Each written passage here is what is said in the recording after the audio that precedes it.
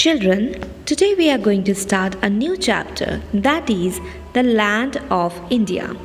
Our beautiful country India is very vast.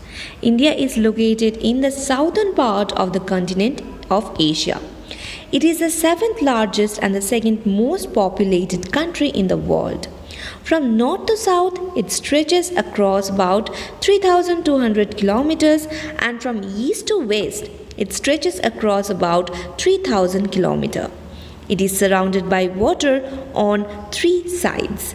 India has high mountains, vast plains, dry desert area, thick forests, and these are known as the physical features of India, and this is what makes India very diverse.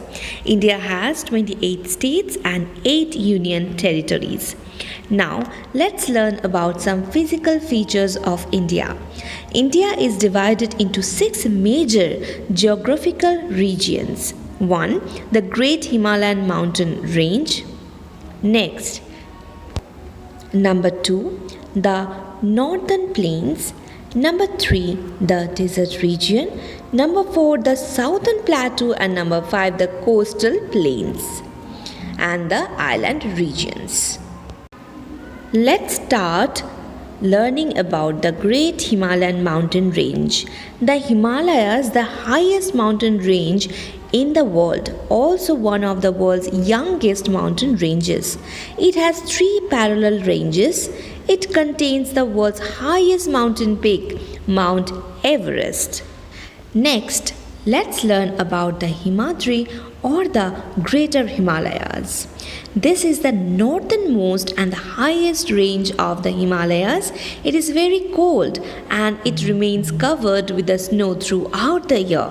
It is very scarcely populated and the vegetation found here includes fir, shrubs, etc. Next is the Himachal or Middle Himalayas.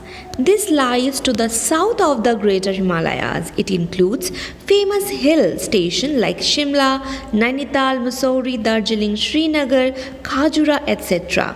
This place attracts a lot of tourists. Himachal has a thick vegetation of pine, oak, fir, deodar, etc. Next is the Shivalik or Outer Himalayas. This is the lowest range of the Himalayas. It comprises of forest and land that is suitable for cultivation. Terrace farming and sheep rearing is very common in this region. Because of suitable climatic conditions, this region is thickly populated and rich in variety of flora and fauna. Next, let's learn about the importance of Himalayas. They act as a natural boundary and have always protected India from foreign invasions. They prevent the cold biting winds coming from northern Asia and entering India. They also stop the rain-bearing monsoon winds from leaving India, resulting in heavy rainfall over the country. The melting snow of Himalayan glaciers provide water to our rivers throughout the year. The forests provide us with timber, medicines, raisins, honey, fruits, etc. The Northern Plains. The Northern Plains is lying between the Himalayas and the Southern Peninsula.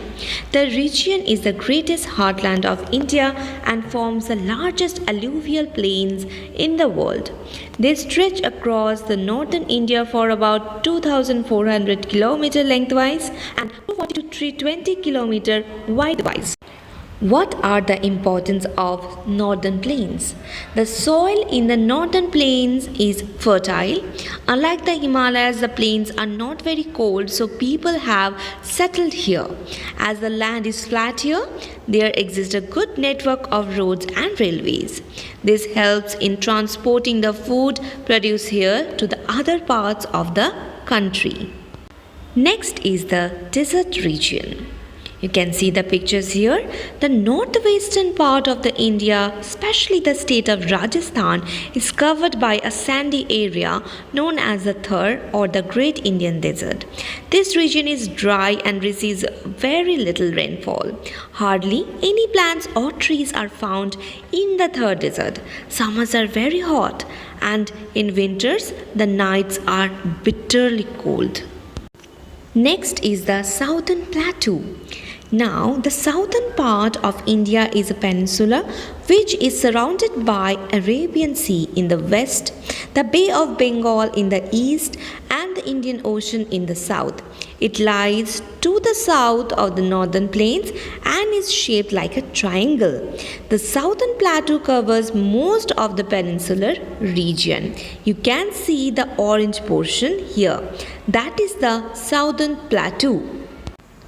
Next is the coastal plains. Look at the picture here. On both sides of the southern plateau are narrow strips of coastal plains which are very fertile. These are called western coastal plains and the eastern coastal plains. The climate is neither too hot or neither too cold. Island region. Apart from mainland, India also has two island groups. On the eastern side lies a group of islands in the Bay of Bengal called the Andaman and Nicobar Islands. Another group of islands found on the western side in the Arabian Sea is called the Lakshadweep Islands. So that is all for this chapter. Do read this chapter thoroughly and we will discuss a lot in the class about this chapter. Thank you, children.